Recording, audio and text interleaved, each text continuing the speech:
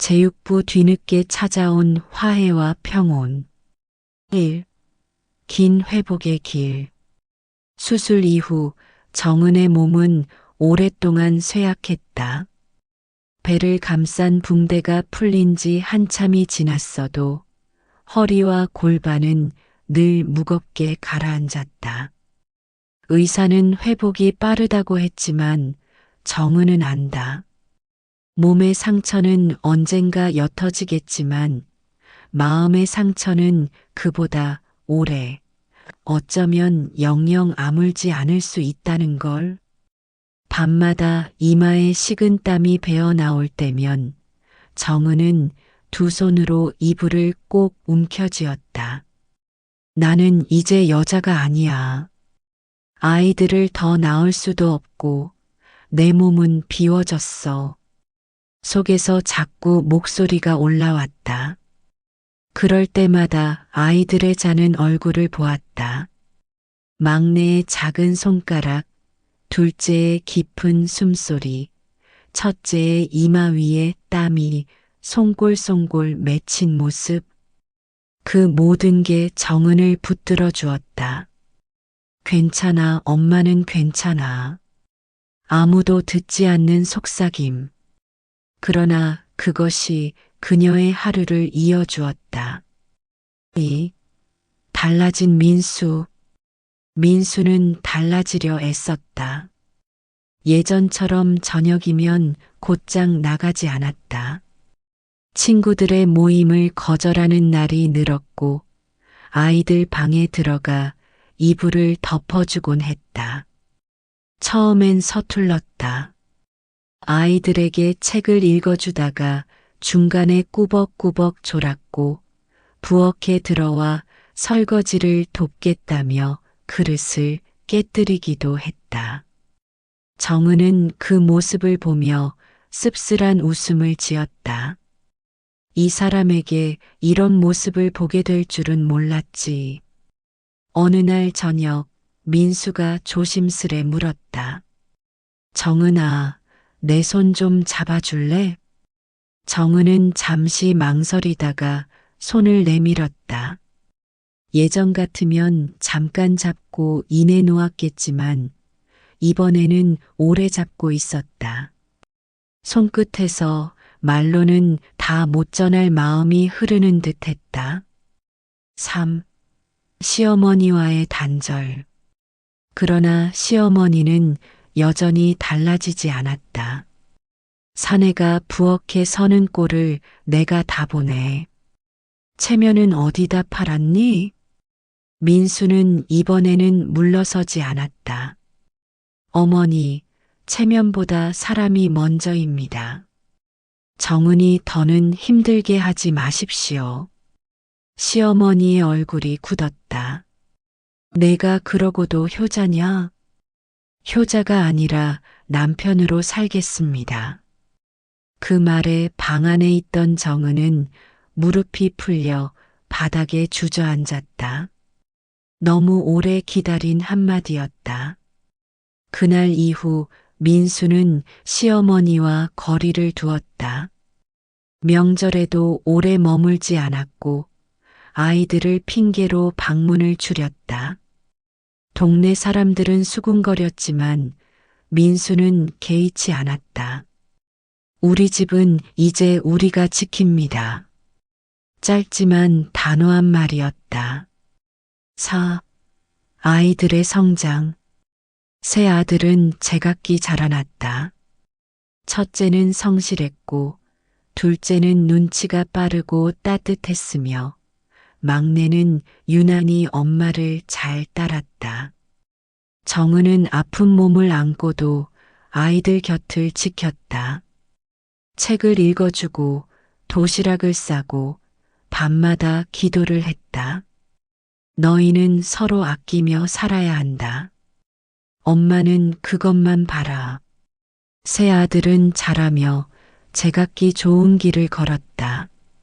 첫째가 대학에 합격했을 때 정은은 눈물이 나서 밤새 잠을 이루지 못했다. 내가 이렇게 살아있는 게 다행이구나. 둘째가 첫 월급으로 작은 선물을 내밀었을 때 정은은 그 상자보다 아이의 손길이 더 고마웠다. 엄마, 조금만 더 버텨주세요. 우리가 엄마 힘이 될게요. 잃은 것과 얻은 것. 정은은 더 이상 아이를 낳을 수 없다는 사실이 여전히 마음 깊은 곳에 무겁게 자리했다. 그러나 그 상실을 대신해 얻은 것도 있었다. 남편의 늦은 각성, 아이들의 효심, 그리고 자신이 끝내 꺾이지 않고 살아냈다는 자부심. 밤마다 등잔불 아래 그녀는 작은 글씨로 적었다. 나는 오늘도 살았다. 나는 오늘 내 목소리를 냈다. 나는 오늘 사랑을 지켜냈다. 글씨는 예전보다 곧았다. 눈물 자국도 적어졌다. 6. 말년의 평온. 세월이 흘러 아이들이 각자 가정을 이루었다. 며느리들이 들어와 웃음소리가 끊이지 않았고 손주들이 마당을 뛰어다녔다. 정은은 흰머리가 늘고 손마디가 굵어졌지만 마음만은 한결 가벼웠다. 손주가 품에 안겨 제잘거릴 때면 정은은 생각했다.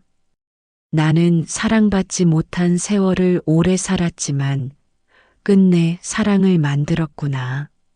민수는 옆에서 조용히 말했다. 정은아, 고맙다.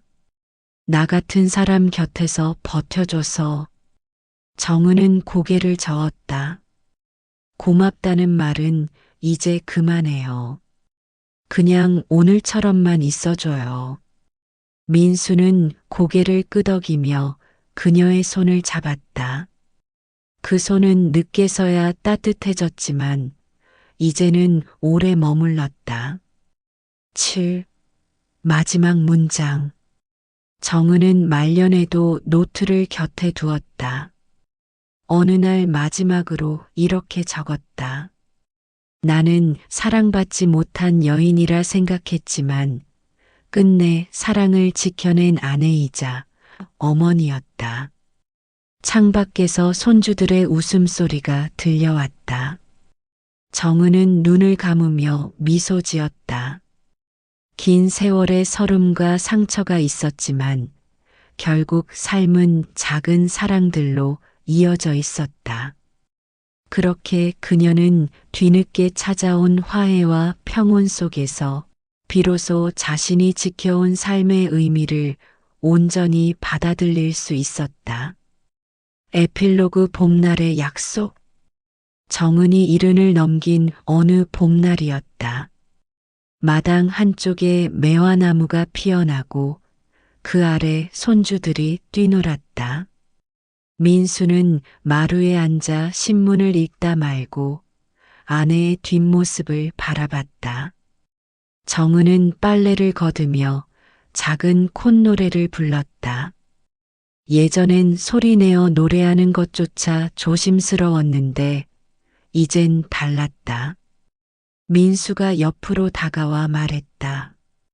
정은아, 우리 어디 여행이라도 갈까? 정은은 잠시 손을 멈추고 웃었다.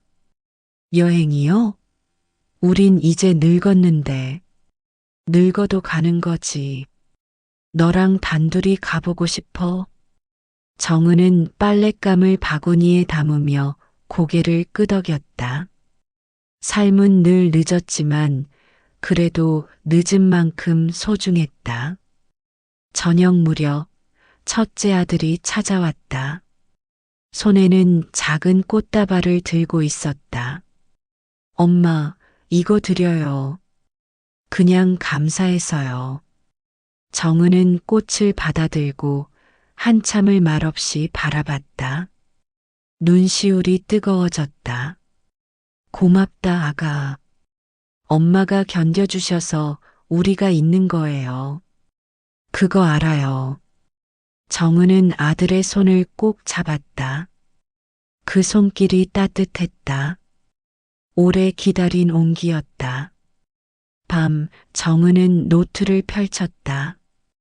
오래된 노트의 마지막 페이지였다. 떨리는 손으로 마지막 문장을 적었다. 나는 사랑받지 못한 채 시작했지만 사랑을 지키며 끝을 맺는다. 그것으로 충분하다.